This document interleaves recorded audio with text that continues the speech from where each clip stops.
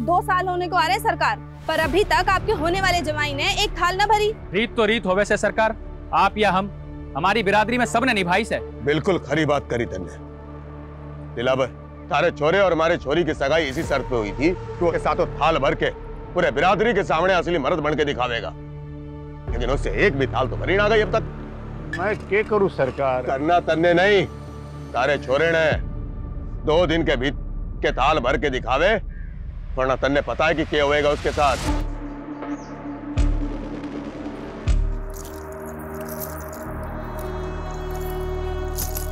जिंदगी में कुछ कर गुजरने वाले ना इतना ज्यादा नहीं सोचते। अगर मेरी सोच तुम्हारे लिए मायने नहीं रखती है, इससे अच्छा है कि हम अपने रास्ते बदल लेते हैं। क्या? मैंने तेरा 2 साल इंतजार किया और तू मुझसे कह रहा हम अपने रास्ते बदल ले? जो काम पिछले 2 साल में नहीं कर पाया वो 2 दिन में कर लूंगा। करना पड़ेगा, क्योंकि मैं तेरे बिना नहीं जी सकती। और अगर कोई दूसरा रास्ता होता। दूसरा रास्ता है, लेकिन तुम उस रास्ते पे चलना ही नहीं चाहती। मैं अपने पापा की मर्जी के आगे मजबूर हूँ। और मैं अपने उसूलों के आगे मजबूर। इससे अच्छा है कि तुम मुझे भूल जाओ।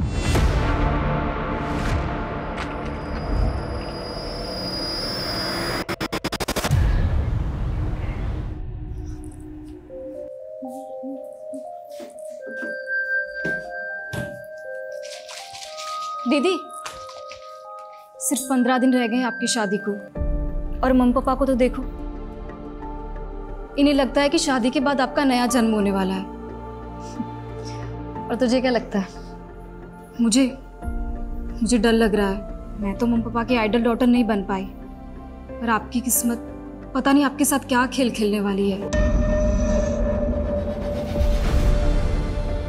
चिंता मत कर, सब अच्छा होगा। और तुझे भी कुछ नहीं होने दूंगी मैं, ठीक है? जग गई तू? हाँ मम्मी, साइकिलिंग के लिए जा रही हूँ। अच्छा सुन ना, हाँ घर जरा जल्दी आ जाना, 11 बजे तक हमें जयपुर निकलना है। और तुझे पता है तेरी शादी का लहंगा रेडी हो चुका है, और बाकी की जो शादी की शॉपिंग बची है ना, आज जयपुर में कर लेंगे।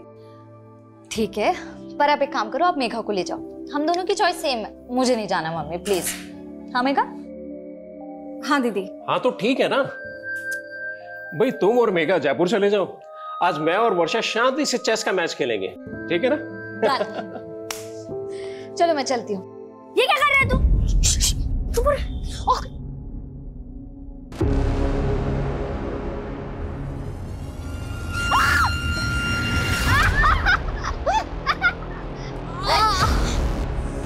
सॉरी दीदी, ये सब विहान ने।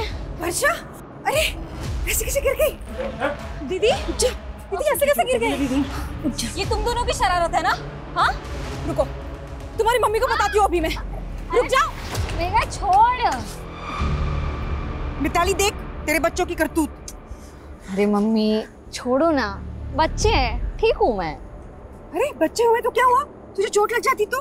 अरे हाँ दीदी, आप बिल्कुल ठीक कह रहे हो। कियान, ये क्या किया तुमने? हाँ मम्मी मैंने कुछ नहीं किया, ये सब विहान का प्लान था। कियान, तुम हर बार अपनी सारी गलतियां विहान पे डालते तो सुधरते क्यों नहीं हो? छोड़ो, ऐसे नहीं करते, बच्चे करते हैं, कोई बात नहीं, ठीक हूँ मैं।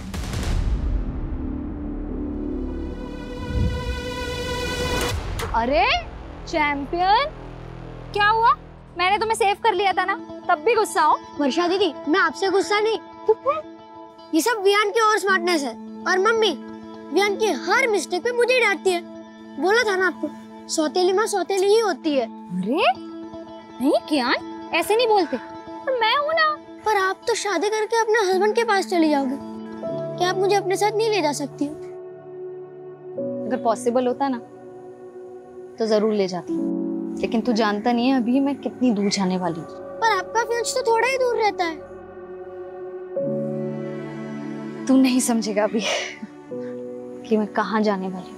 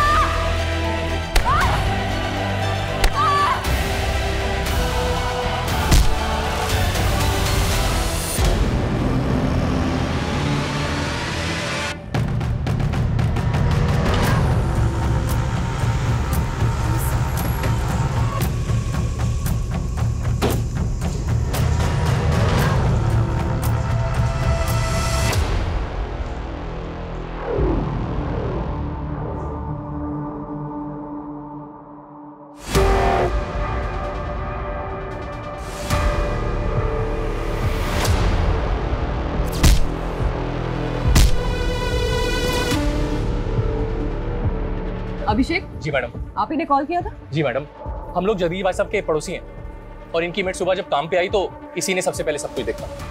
ये जगदीश की फैमिली में और कौन कौन है? अब जगदीश भाई साहब की पत्नी और उनकी छोटी बेटी, वो दोनों कल जयपुर गए थे वर्षा की शादी की शॉपिंग के लिए। देख के लग रहा है जैसे घर में लूट भी हुई है।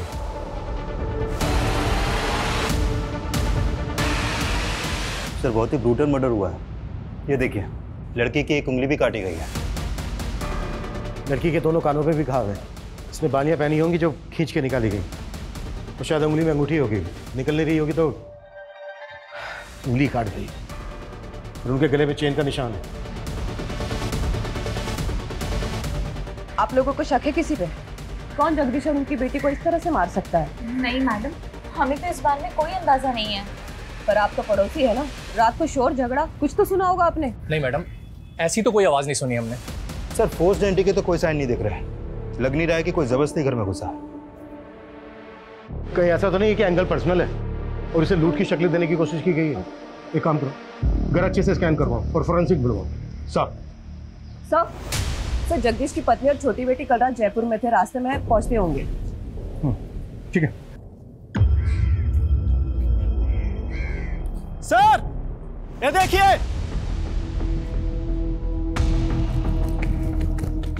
सर बच्चों के खेलने वाला वॉकी टॉकी मिला है, खून के निशान है इस पर।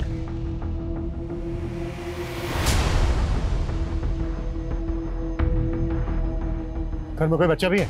नहीं सर, ऐसा तो कुछ पता नहीं चला।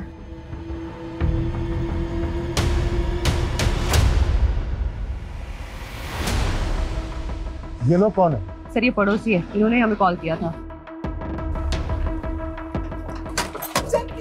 अरे रुकिए, अरे रुकिए, रुकिए, रुकिए, दो कॉल दो, रोको इन्हें, रुकिए, दो कॉल दो, वर्षा,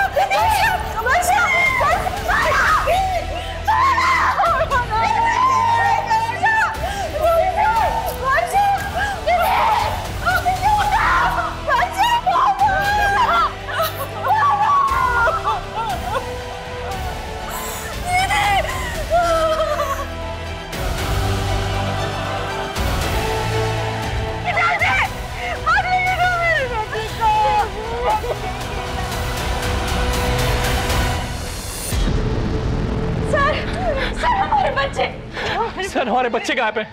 आपके बच्चे गायब है मतलब? सर हमारा बड़ा बेटा कियान और छोटा बेटा विवान दोनों घर पे नहीं है। एक मिनट, अभी तो आप दोनों यहीं पे थे, तब तो आपने कुछ बताया नहीं था, और अभी अचानक से आपके बच्चे भी गायब हो गए? सर वो वॉकी टॉकी हमारे बच्चों का है सर, उसको जैसे ही देखा कुछ समझ नहीं आया तो उन्हें देखने घर चले गए सर, लेकिन वो घर पे नहीं है सर।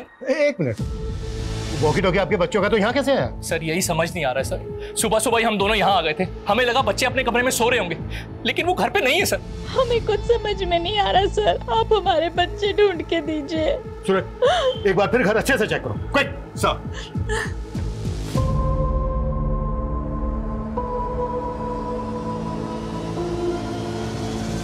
सर पूरा घर चेक कर लिया, बच्चे कहीं नहीं मिले।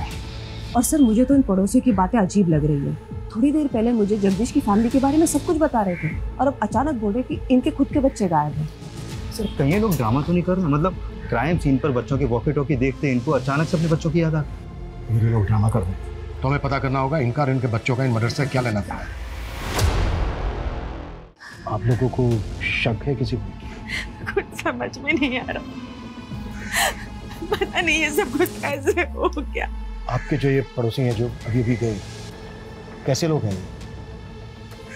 आपको इन पर कोई शक वगैरह? ये लोग,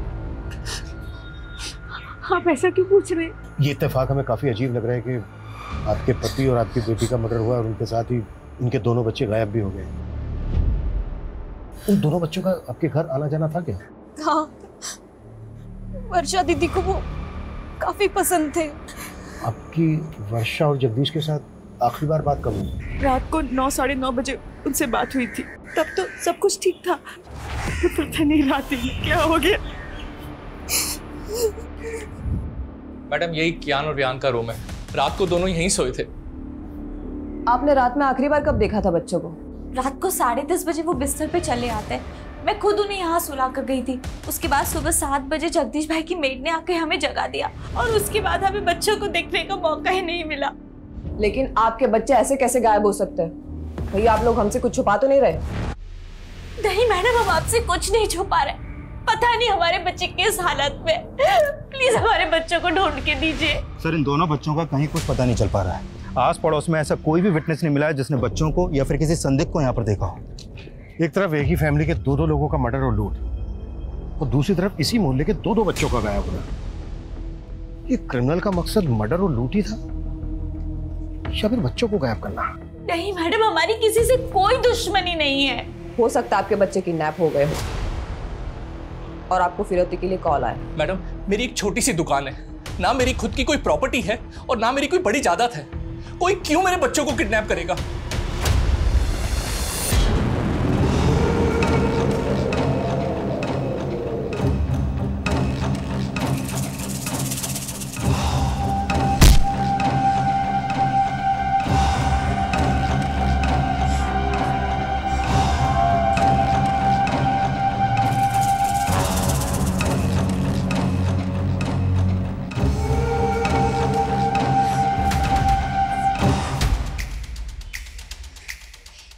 सुन, तूने मेरे पापा और बहन को मारकर बिल्कुल भी अच्छा नहीं किया है। बहुत सह लिया मैंने तुझे, बहुत। अब तू देख, तुझे छोड़ूंगी नहीं मैं। तूने मेरे पापा और बहन को मारकर बिल्कुल भी अच्छा नहीं किया है। बहुत सह लिया मैंने तुझे, बहुत। तुझे छोड़ूंगी नहीं मैं।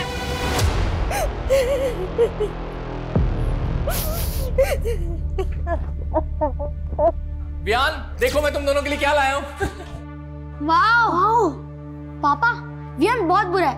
पता है ये कैसे प्रैंक करने की बात करता था? अरे चुप चुप, मुझे बोलने अरे लड़ो मत। लड़ता तो वियान है। आज वियान की वजह से मम्मी ने मुझे मारा। तुम दोनों भी ना पापा दुकान से आने की शरारत करनी शुरू कर दी। चलो जाओ अपने कमरे में, चलो जाओ। ताली, कल किस बात पे मारा था तुमने कियान को? तुम जानते हो अभिषेक कि दोनों बच्चे कितने शरारती है। ऐसी कोई बड़ी बात नहीं थी। लेकिन एक बच्चे के लिए हर छोटी बात बड़ी होती है, और कियान और रियान में तुम हमेशा से फर्क करती आई हो। बस करो अभिषेक, मेरे बच्चे गायब है। उनके बारे में पता करने के बजाय तुम मुझसे ऐसे फालतू सवाल किए जा रहे हो। मेरा दिल जानता है कि मैंने कियान को अपने सगा बेटा माना है हमेशा। सर मैंने कियान और वियान के पेरेंट्स के फोन सर्विलेंस पे डाल तो दिए, लेकिन सर लग नहीं रहा ये किडनैपिंग का मामला है। और दोनों फैमिली किसी पे शक भी नहीं जता रही है। सर एक बात है, ये कियान और वियान सगे भाई नहीं थे। बड़ा बेटा कियान अभिषेक की पहली बीवी से था और अभिषेक ने मिताली से दूसरी शादी की है। हाँ, लेकिन इस सब का इन केसेस से क्या लेना देना? सर ये अभिषेक बहुत मामूली सी दुकान चलाता है और उसने वो भी गिरवी रखी है। वही वर्षा की फैमिली बहुत रिच है और वर्षा की शादी की वजह से उनके घर में गहने, पैसे, जेवर काफी थे और ये बात अभिषेक की फैमिली को अच्छे से पता थी। तो तुम्हारे कहने का मतलब ये है कि अभिषेक और मिताली ने लूट के इरादे से इतना बड़ा कांड किया और उन पे किसी को शक ना हो इस वजह से अपने बच्चों के गायब होने की कहानी बना रहे हैं? सर इस एंगल में इन्वेस्टिगेशन करके देखना तो चाहिए। सर जब हम घर सर्च कर रहे थे तो वर्षा के मेडिकल पेपर्स मिले हैं, काफ़ी सरप्राइजिंग है। वर्षा को लीवर कैंसर था।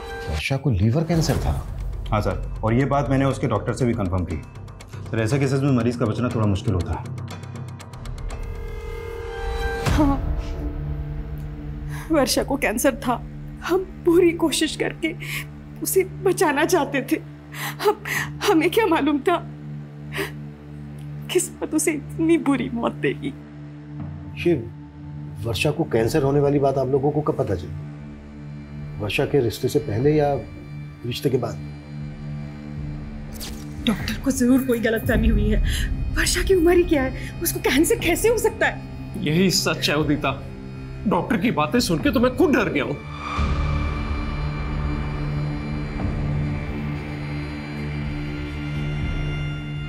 मुझे कैंसर है। अरे नहीं बेटा, वो डॉक्टर को जरूर कोई गलतफहमी हो गई होगी। तो ठीक हो जाएगी बेटा, तुझे कुछ नहीं होगा, तो ठीक हो जाएगी। हाँ वर्षा बेटा, तो बिल्कुल ठीक हो जाएगी। अभी तो हमने तेरी शादी करनी है, तेरे बच्चों के साथ खेलना है हमने। वर्षा तो ये शादी करना ही नहीं चाहती थी, पर हमारे गुरुजी ने कहा था कि अगर उसकी शादी हो जाती है तो उसका भाग्य उसके पति के साथ जुड़ जाएगा और उसको एक नया जीवन मिलेगा। लेकिन आपने वर्षा के होने वाले पति और उसकी फैमिली से वर्षा को कैंसर है बात छिपाई। पर हमने नहीं सोचा था कि हमारी बेटी इस तरह हमें छोड़ के चली जाए। सूरज। Yes sir. वर्षा के होने वाले पति और उसकी फैमिली की बैकग्राउंड पता करवाओ। सर। सवाल ऑब्वियस है, कहीं वर्षा के होने वाले पति और उसकी फैमिली को पता तो नहीं चल गया था कि वर्षा को कैंसर है? ये बात वर्षा की फैमिली ने उनसे छुपाई है। पर अगर ऐसा था तो रिश्ता तोड़ सकते थे। क्या इसके लिए वो 2-2 मर्डर करेंगे? अब ये केस सिर्फ डबल मर्डर केस और लूटपाट का नहीं रह गया है, इसमें 2-2 बच्चों के मिसिंग होने का मामला भी जुड़ गया है और हमारा चैलेंज भी दुगना हो चुका है।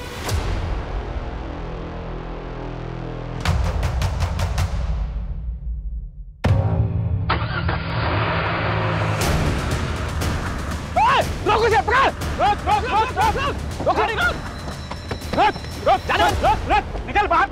कहाँ भाग रहा है? निकल, निकल। क्या हुआ? चल निकल। फिर भागना? हाँ? पहले ये बता वो क्या है? कियान! कियान! कियान! कियान! कियान!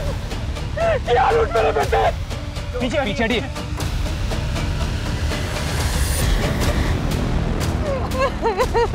क्या हो गया?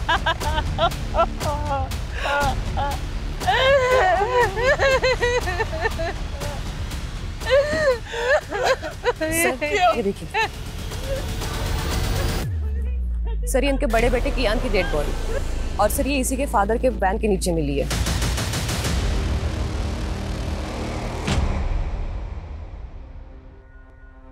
सुबह से हमसे बोल रहे थे कि बच्चे गायब है, बच्चे गायब है, और ये अपने बच्चे की डेड बॉडी अपनी वैन के नीचे छुपा के रखी है। ये आप क्या बोल रहे हैं सर? मेरी कुछ समझ में नहीं आ रहा सर। लेकिन हमारी सब कुछ समझ में आ रहा है। पहले तुमने जगदीश और उसकी बड़ी बेटी वर्षा का मर्डर किया, फिर घर में लूट की, और जब ये सब कुछ बच्चों ने करते हुए देख लिया तो फिर बच्चों को भी मार डाला। ये आप क्या बोल रहे हैं सर? फिर तूने अपनी वैन यहाँ पर छुपा के क्यों रखी है? मैं तो रोज ही गाड़ी यहाँ पार्क करता हूँ।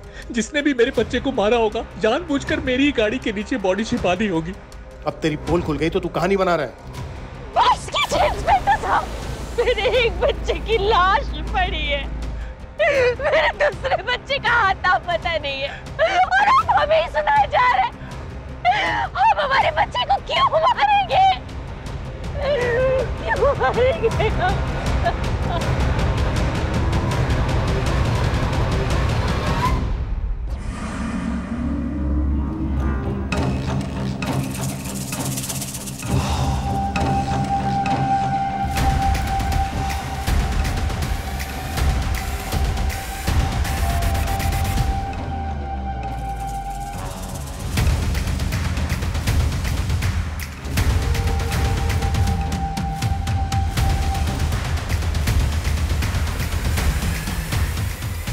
इनमें अभी भी पे बिल्कुल भरोसा नहीं कर सकते। एक मिनट, ये बड़ा बेटा क्या ये सौतेला था ना मिताली का? हाँ सर, सौतेले बेटे की लाश मिली है और सगे बेटे का कुछ पता ही नहीं चल रहा। तो पता करो। सुबह 2 लाशें मिली हैं और अब ये 3री लाश बच्चे की। पूरा घर स्कैन करो और ये भी चेक करो कि ये किस किस के कांटेक्ट में है। अगर इस समय ये लोग शामिल हैं तो उन्होंने चोरी का माल कहीं छुपा के रखा होगा। Yes sir. सर, अभी अभी थाने से यादव का कॉल आया था। वर्षा और जगदीश के कॉल रिकॉर्ड आ गए हैं। वर्षा का फ़ोन अभी भी एक्टिव है, और जब यादव ने वर्षा के नंबर पर कॉल किया तो उसका फ़ोन उसकी छोटी बहन ने उठाया। मतलब वर्षा का फ़ोन मेघा के पास है। What? तुम जयपुर गई थी ना मेघा? जी। तो फिर वर्षा का मोबाइल फोन तुम्हारे पास कैसे आया? सर आप गलत समझ रहे हैं। मैं जब जयपुर गई थी तब मैंने खुद ने ही वर्षा दीदी से उनका फोन मांगा था। क्यों? सर मुझे वर्षा दीदी के फोन का कैमरा पसंद था और फोन पूरी रात मेरे पास ही था। हमने वर्षा के कॉल रिकॉर्ड चेक किए तो हमें पता चला कि वो किसी मनीष नाम के लड़के से काफी बात करती थी। ये कौन है मनीष? वो सर दीदी का फ्रेंड था। तो वर्षा की शादी तो सुमित से होने वाली थी, तो ये मनीष वर्षा का नॉर्मल फ्रेंड था या? देखो कुछ भी छिपाना मत हमसे। दीदी दीदी ये क्या सुन रही हूँ मैं? आपको लड़की वाले देखने आ रहे हैं? मम्मी पापा को मना नहीं कर पाई। मना नहीं कर पाई मतलब? आप तो मनीष को प्यार करती है ना? हाँ तुमने मम्मी पापा को बताया कि तुम मनीष के साथ शादी करना चाहती हो? बताया ना? बोलो ना। मेघा, मैं ना मनीष से शादी करना चाहती हूँ, ना किसी और से। पर मैं क्या करूँ? मम्मी पापा का दिल नहीं दुखाना चाहती जाने से पहले। जाने से पहले मतलब? मुझे तो यकीन ही नहीं हुआ कि दीदी को कैंसर है। सर, दीदी मनीष को झूठी होप्स नहीं देना चाहती थी, इसलिए दीदी ने मनीष के साथ ब्रेकअप कर लिया। मनीष को पता था कि वर्षा को कैंसर था? नहीं, और दीदी ने मुझसे प्रॉमिस लिया था कि मैं मनीष को कुछ भी ना बताऊं। तो फिर वर्षा मनीष के साथ इतनी बातें क्यों करती थी?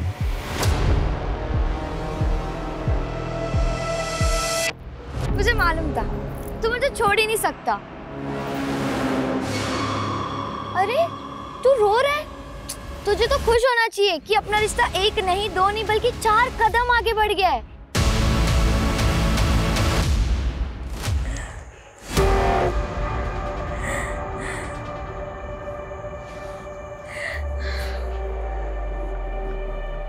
अभिषेक जी, आपका फोन दिखाइए। फोन में आपको क्या देखना है मैडम? आपका फोन दीजिए प्लीज। ये लीजिए। मेरी तो समझ में नहीं आ रहा मैडम कि मेरे छोटे बच्चे को ढूंढने की बजाय आप लोग मेरे घर में और मेरे फोन में क्या ढूंढ रहे हैं। ये लीजिए, और हमें बिना बताए कहीं जाएगा मत।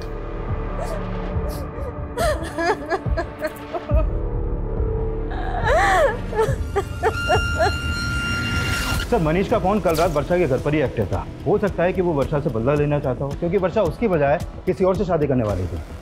बुलाओ इस मनीष को। और हाँ, मेरी वर्षा की मदर से बात हुई। उनका कहना है कि पहले उनके साथ जयपुर वर्षा जाने वाली थी, लेकिन बाद में मेघा उनके साथ गई। मतलब अगर वर्षा जयपुर जाती तो उसके फादर के साथ वर्षा का नहीं, मेघा का मर्डर होता? पॉसिबल है। और सबसे अटपटा यह है कि मेघा जयपुर वर्षा का फोन लेकर क्यों गई? सूरज, कहीं कुछ ऐसा तो नहीं है कि इसके पीछे कोई ऐसी कहानी है जिसे अभी तक हम समझ नहीं पा रहे हैं?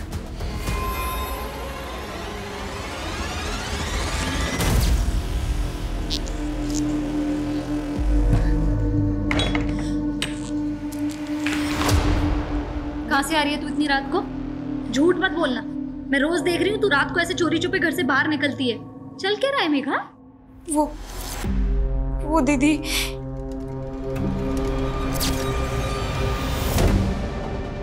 मुझे माफ करना दीदी। मेरी वजह से आप और पापा। जितना टाइम लेगा ना सच कबूल करने में, उतनी ज्यादा दिक्कत होगी तुझे। सर, मैं वर्षा से प्यार करता था सर। उसे मारने के बारे में सोच भी नहीं सकता। झूठ मत बोल। रात के 1 बजे तक तेरा मोबाइल फोन वहीं पर एक्टिव था। एक लड़की तुझे रात को अपने घर बुलाएगी, वो भी तब जब उसके फादर घर पे है। 15 दिन बाद उसकी शादी होने वाली है।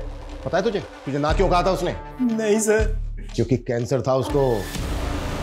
वो नहीं चाहती थी कि शादी के बाद तू खो दे उसको, और तूने मार दिया उसको। ये क्या बोल रहे हैं आप सर? उसने मुझे बताया भी नहीं सर। उसे कैंसर था। अब अगर तुझे पछतावा हो रहा है तो सच कबूल कर ले कि तूने ही मारा है उसको, जबकि उसने तेरा कभी बुरा नहीं चाहा। सर, मैंने भी वर्षा को कभी बुरा नहीं चाहा सर।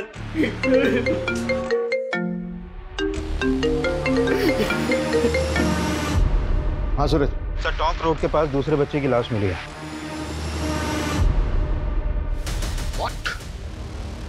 सर, विहान की लाश देख के लग रहा है कि इसका मर्डर भी कल रात को हुआ है। लेकिन सर, विहान की लाश वर्षा और क्यान के घर से करीब 1 किलोमीटर दूर टोंक रोड पे मिली है। तो हो सकता है कि इसका मर्डर कहीं और किया गया हो और फिर बॉडी को यहाँ पे लाके डंप कर दिया गया। एक बच्चे की लाश मिली है अभिषेक की वैन के नीचे। अगर अभिषेक को ये सब कुछ करना होता तो वो दोनों बच्चों की लाशें डंप करता। सवाल ये भी है कि इन दोनों बच्चों के मर्डर्स का जगदीश और वर्षा के मर्डर से क्या कनेक्शन है?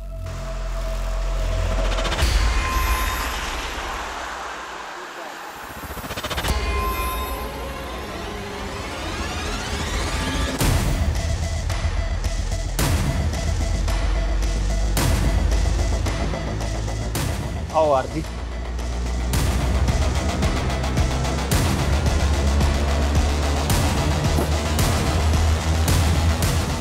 कल मैं पहले वर्षा से उसके घर पे नहीं मिला था। वर्षा के फादर के सो जाने के बाद वो घर से निकली थी, और फिर कल रात हम 11 बजे हाईवे के पास मिले थे। हाईवे के पास? जी सर। क्यों? तुमने मुझे ना कहने की वजह नहीं बताई, लेकिन आज इतनी रात को यहाँ मिलने की क्या वजह है? कहीं ऐसा तो नहीं तुम मेरे साथ भागना चाहती हो? तो अभी भी सपनों में ही है मनीष। सपने दिखाए भी तो तुमने थे और तोड़ भी तुमने दिया। हेलो, हाँ मैं हाईवे के पास आ गई हूँ, पैसे लेकर आ जाओ। इतनी रात को किसके पैसे देने हैं? आखिर चल क्या रहा वर्षा? एक लड़का मेघा को ब्लैकमेल कर रहा है। क्या? पिछले 3 महीने से मेघा उसके चंगुल में फंसी हुई है। मुझे तुम्हारी हेल्प चाहिए मनीष। हेल्प तो हमें पुलिस की लेनी चाहिए ना, और तुम इतनी रात को अपनी लाइफ रिस्क में डाल के यहाँ पे आ गई। मैं पुलिस के पास नहीं जा सकती। क्यों? उस लड़के के पास मेघा के कुछ कॉम्प्रोमाइजिंग वीडियोस हैं। वो जब यहाँ आएगा ना तो हमें उससे ना फाइनल बात करनी है, सब कुछ सेटल करना होगा ताकि वो बार बार मेघा को परेशान ना करे और उसके वीडियोस हमेशा के लिए डिलीट कर दे। Please Manish, please. फिर थोड़ी देर बाद वहाँ एक गाड़ी आकर रुकी, शायद से वो लड़का उसी में था, लेकिन वर्षा को मेरे साथ देखकर वो वहाँ से चला गया। ये लड़का कौन है जो मेघा को ब्लैकमेल कर रहा है? मेघा का कोई दोस्त है सर। मेघा ने उसके बारे में मुझे नहीं बताया। तो मेघा को ये पता है कि तू कल रात को मिला था वर्षा से? हाँ सर, लेकिन हाईवे के पास से मैंने वर्षा को उसके घर पे ड्रॉप कर दिया था। उसके बाद वर्षा और उसके फादर को किसने मारा मुझे कुछ नहीं पता सर। मर्डर सिर्फ वर्षा और उसके फादर का ही नहीं हुआ है, बल्कि वर्षा के पड़ोस के 2 बच्चों का भी मर्डर हुआ है। बच्चे? एक मिनट सर, जब मैंने वर्षा को ड्रॉप किया था तब मैंने कुछ देखा था।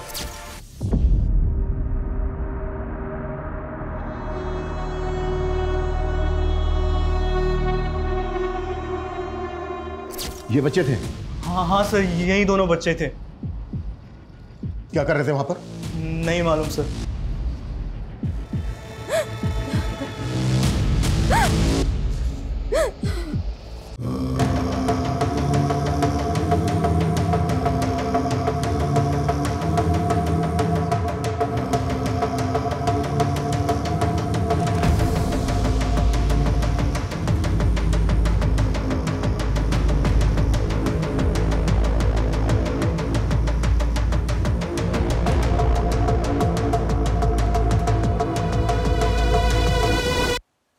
सच बताने की हिम्मत नहीं कर पाई, पर मुझे सुबह से ही लग रहा था कि उसी ने दीदी और पापा को मारा होगा।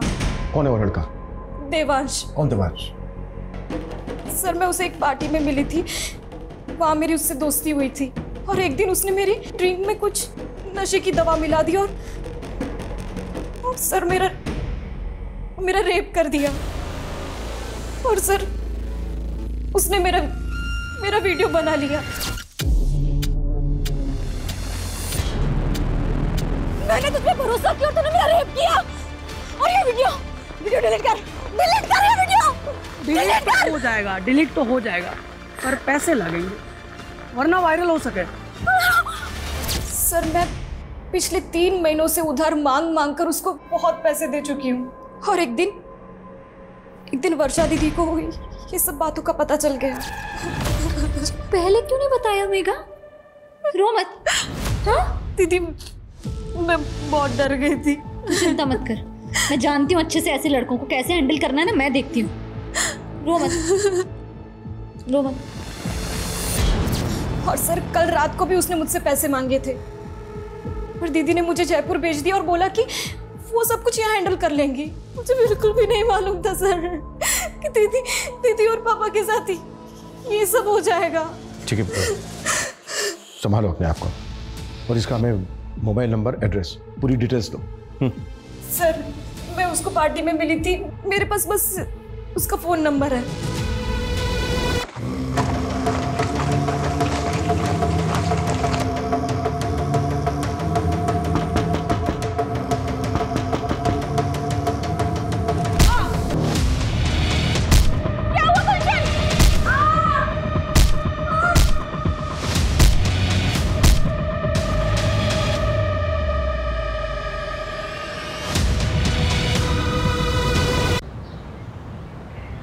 देवांश का नंबर आदर्श नगर के एड्रेस पर रजिस्टर्ड है, लेकिन उसका घर भी बंद है और उसका फोन भी।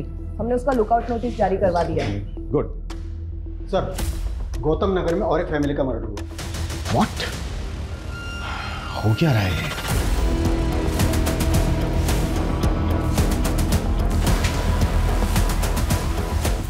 आइए सर।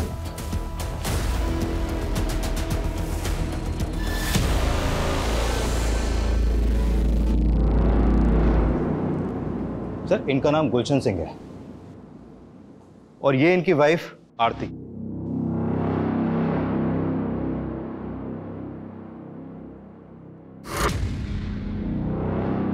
सर इस घर में भी लूटपाट हुई है। उन दोनों हस्बैंड वाइफ को बहुत बुरी तरह मारा गया है सर। सर यहाँ पड़ोसी ने बताया कि इनके ज्यादातर रिश्तेदार आउट ऑफ कंट्री हैं और ये गुलशन भी किसी गल्फ कंट्री में काम करता था। अभी कुछ दिन पहले ये यहाँ आया था। मॉडस ऑफ ऑपरेंडी बिल्कुल एक जैसी है। जिस तरह से वर्षा और उसके फादर को मारा गया, उनके घर में लूट की गई। लगातार 2 रातों में 2 क्राइम्स, वो भी एक ही तरह से। रिया। Yes sir. पता करो वर्षा और उसकी फैमिली का इस फैमिली के साथ कोई कनेक्शन है क्या? क्विक। Yes sir.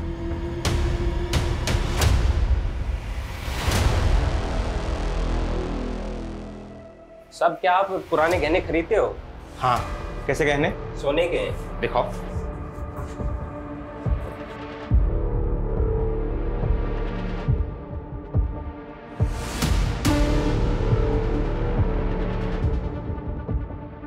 बिल है तुम्हारे पास? अरे नहीं साहब, पुश्तैनी गहने हैं। अच्छा अभी दुकान में नगद कम है, मैं इंतजाम करता हूँ, तुम तब तक इंतजार करो। चलेगा ना? चलेगा साहब, चलेगा। सर मैंने वर्षा की मदर और सिस्टर से बात की, लेकिन वो दोनों भी इस फैमिली के बारे में कुछ भी नहीं जानती। लेकिन मुझे स्ट्रांगली फील हो रहा है कि दोनों क्राइम्स में एक ही तरह के क्रिमिनल्स इन्वॉल्व हैं।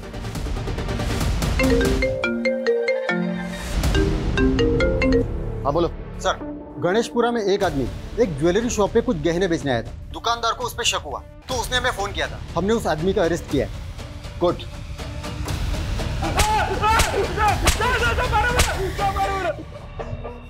साहब मैंने चोरी नहीं करी साहब, आप बेवजह परेशान कर रहा साहब। झूठ बोलता है साहब। मैंने चोरी नहीं करी साहब। अगर तूने चोरी नहीं की तो इतने महंगे गहने कहां से आए तेरे पास? साहब मैं तो कबाड़ा बेचता हूँ साहब, कबाड़ी खोज में इधर उधर गया था, मेरे को तो पड़े हुए मिले थे रास्ते में साहब। पड़े हुए मिले तुझे? पड़े हुए मिले? इतना बड़ा कांड करके बैठा है तू, और ये बॉल। साहब मैं तो गरीब आदमी हूँ साहब, मेरे को तो बस रास्ते में पड़े ही मिले थे साहब। ये नौटंकी ऐसे नहीं खुलेगा।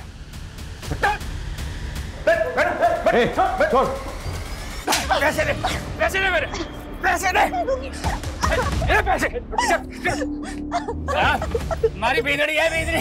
सर मेरा पति राक्षस है, राक्षस। राक्षस बोलेगी? पीछे।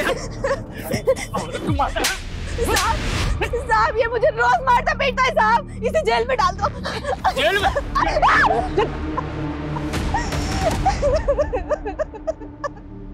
सर इतना पिटने के बाद भी ये आदमी यही बोल रहा है कि इसे गहने रास्ते में पड़े मिले। पिछली 2 रातों में 2 फैमिलीज को टारगेट किया गया। झूठ बोल रहा है। सूरज एक काम करो, वर्षा की फैमिली से गहनों की पहचान करो। साहब छोड़ दो ना साहब, साहब अपनी मारो अपनी बिंदनी को, साहब छोड़ दो ना साहब, छोड़ दो साहब, साहब साहब छोड़ दो ना साहब, साहब छोड़ दो ना। साहब साहब साहब चाय पिला दो साहब। चाय चाहिए? साहब इसको चाय पिला दो साहब और मुझे दारू पिला दो साहब। अरे तू चुप कर साहब, चाय ना दे सको तो कम से कम चद्दर दे दो साहब। साहब साहब चाय पिला दो साहब, ठंड लग रही है साहब, चद्दर दे दो। ये गहने देख के बताइए कि ये उन्हीं गहनों में से हैं जो आपके घर से गायब हुए? ये तो वर्षा की चेन, कंगन और बालियां हैं। क्या झूठ बोल रहा है?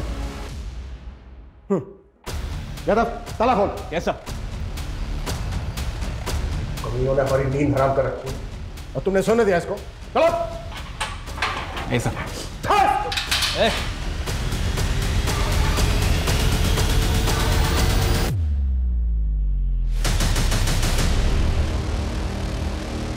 सर ये तो मर गया।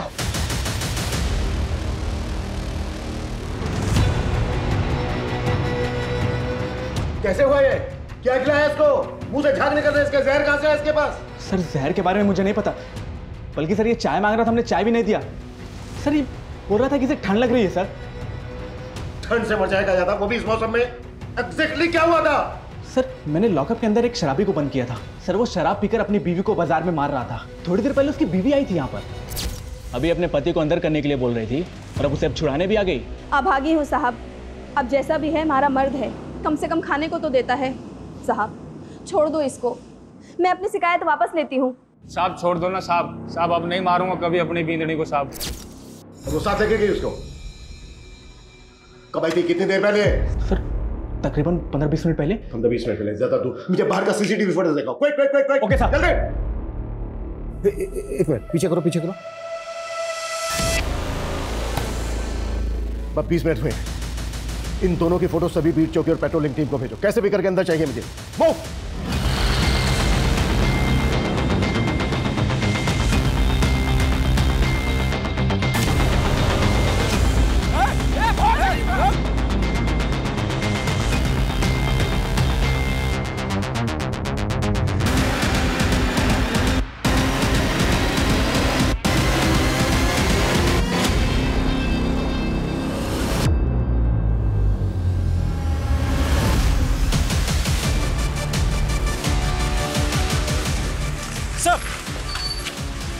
सर इस तरफ।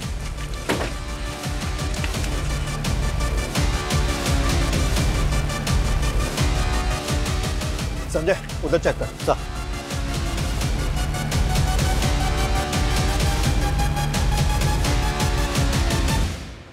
देख अब हम इनसे बच नहीं पाएंगे। तू कबीले पहुंच, मैं इनका ध्यान भटकाता हूँ। आप अपना ध्यान रखना। मैं ख्याल रखूंगा। तू पहुंच।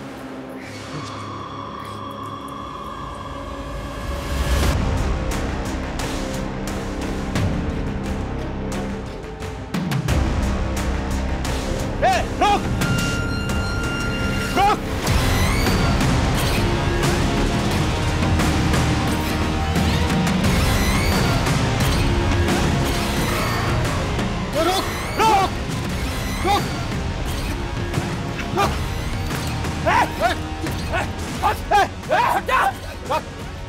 गोली मार दूंगा मैं तुझे। मार दूंगा मैं। चाकू नीचे रख। चाकू नीचे रख। देख गोली मार दूंगा मैं तुझे।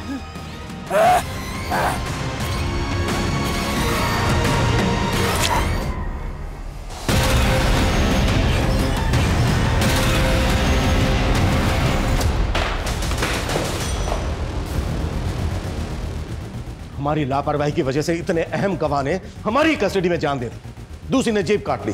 कर क्या रहे थे तुम लोग? सो रहे थे सबके सब।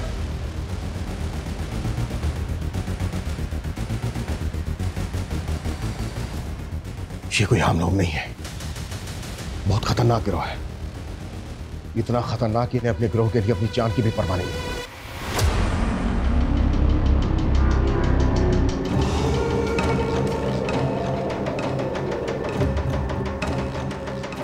सूरज पता करो फिलहाल अपने एरिया में कौन कौन से गैंग एक्टिव है। सर उस आदमी के साथ जो औरत थी उसे वर्षा की मदर ने आइडेंटिफाई किया। सर वो 1.5 साल पहले उनके घर में एक मेड का काम करती थी। कौन है औरत? एड्रेस क्या उसका? सर 1.5 साल पहले वो काम करती थी, इसलिए उन्हें बस उसका नाम याद है, कजरी। लेकिन सर मुझे नहीं लगता उसका नाम कजरी होगा। गुलशन की फैमिली से कोई कनेक्शन उसका? सर अभी तक तो ऐसा कुछ मालूम नहीं चला। ये किसी लूट मार करने वाले गैंग का काम है। इनका एक जैसा है वो। इस गैंग की कोई औरत या आदमी लोगों के घरों में काम करते हैं, उस परिवार की सारी जानकारी इकट्ठा करते हैं और फिर उसे लूट के लिए टारगेट करते हैं। सर एक बात मुझे समझ में नहीं आ रही है, ये कजरी ने 1.5 साल पहले काम करना बंद कर दिया था, फिर अचानक से मतलब सरप्राइजिंग नहीं है कि 1.5 साल बाद इन्होंने वर्षा की फैमिली को टारगेट किया। सूरज इन सवालों का जवाब ढूंढने का टाइम नहीं है फिलहाल हमारे पास। हमें जल्द से जल्द ये पता लगाना होगा कि ये लोग किस गैंग से ताल्लुक रखते हैं। पिछली 2 रातों में इन्होंने 2 फैमिली को टारगेट किया है। हो सकता है आज रात ही किसी तीसरी फैमिली को टारगेट करें। उससे पहले हमें इन्हें रोकना होगा। क्लियर? सर क्या पता नहीं चला? सर कांस्टेबल यादव का अभी तक कुछ पता नहीं चला। अब्बू! अब्बू! अब्बू! अब्बू! क्या हुआ कजरी? वो हमारे आदमी ने तो जमशेद को थाने में जहर देके मार दिया, लेकिन वो खुद पकड़ा गया अब्बू। क्या? पर उसने अपनी जुबान काट ली। फवाद!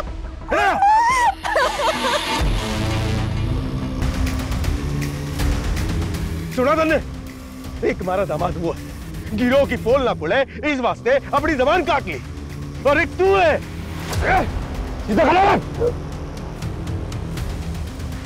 सरदार! चल बाहर निकल, चल।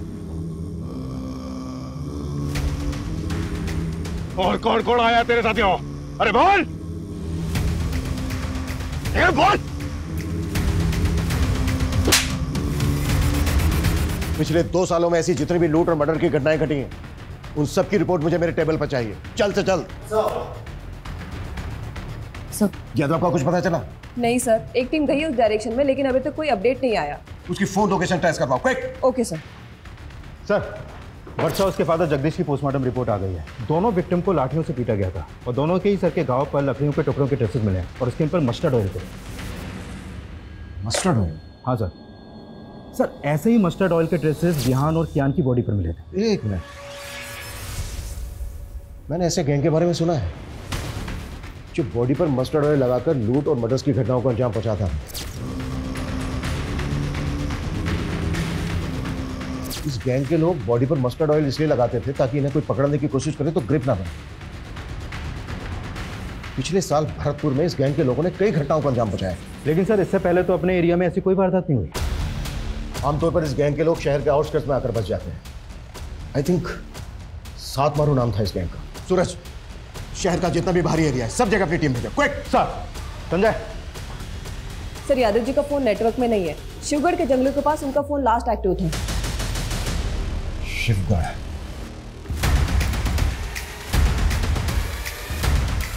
यो पुलिस वाला अड्डा तक पहुंच गया है। बाकी के पुलिस वाले भी हमने ढूंढते हुए यहाँ तक आवेंगे। हमने जल्दी से जल्दी यहाँ से निकलना होगा। जी सरकार। शर्त पूरी ना करी तुमने।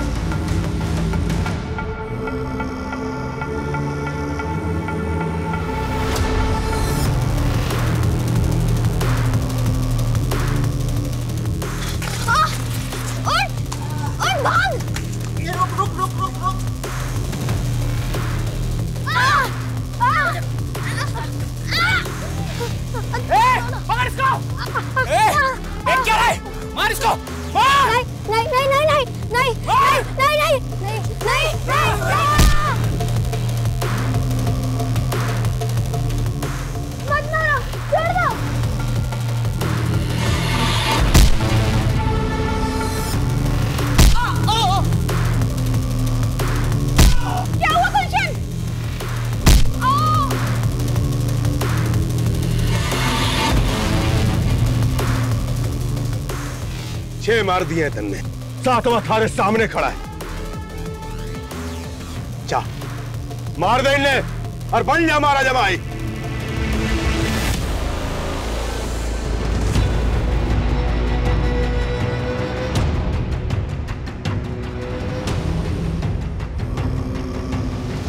मार फवाद, इसको मार।